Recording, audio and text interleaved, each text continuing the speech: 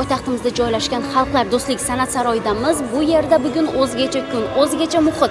Sababi xushovoz xonanda Imron o'zining yakkaxon konsert dasturini taqdim etmoqda. Biz bugun sizga konsert taassurotlarini bo'lishamiz. Konsertning ilk daqiqalaridanoq zalda yuqori kayfiyat hukmronlik qildi. Xonanda o'zining barcha hit taronalarini muxlislar bilan birgalikda kuyladi.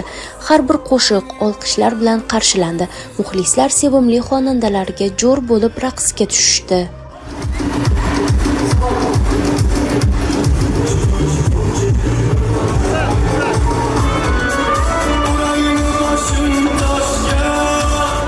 Kechadagi eng yorqin lahzalardan biri aktrisa Durdona Qurbonova bilan ijro etilgan duet bo'ldi. Ularning sahnadagi uyg'unligi va samimiy ijrosi tomoshabinlarni olqishiga sazovor bo'ldi. Sizni muhabbat kuychisi deyishadi, haqiqatan ishq kuychisi. Qo'shiqlaringizda ko'pda mazza qilib eshitiladigan qo'shiqlar ko'p. Qaysi qo'shiqni ijro qilayotganda o'zingiz ham tinglovchiga aylanib qolasiz aka? Hammasini. Ko'pchilik shu narsani aniq qiladi. Men o'zim eshitmayman degan gaplar bo'ladi xonandalar. Lekin eshitadi baribir. Albatta, u o'zingiz eshitmasangiz, o'zingiz yashamasangiz, his qilmasangiz, birinchidan yolg'onchilik bo'ladi, aytolmaysiz. Keyin o'zingiz yaxshi ko'rganingizdan keyin ilingiz keladi. Bir yaqiningizga nimadir ilinmoqchi bo'lsangiz, o'zingiz yoqtirgan narsani berasiz u. Qo'shiq ham xuddi shunaqa. Albatta o'zim juda sevib eshitadigan qo'shiq bo'lganidan keyin premyera qilaman.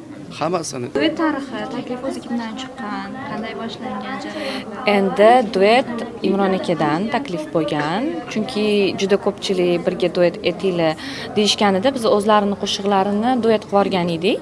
Lekin o'zlari avtorskiy qo'shiq xohladilar. Adashmasam bu qo'shig'i ancha oldin tayyorlangan edi.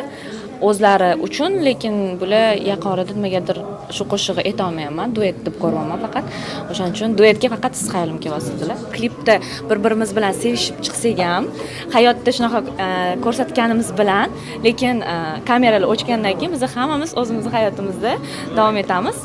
Shunchaki biz muxlislar bizani o'sha sevishgandek partnyor ko'rishgan uchun biz shunaqa ko'rsatamiz.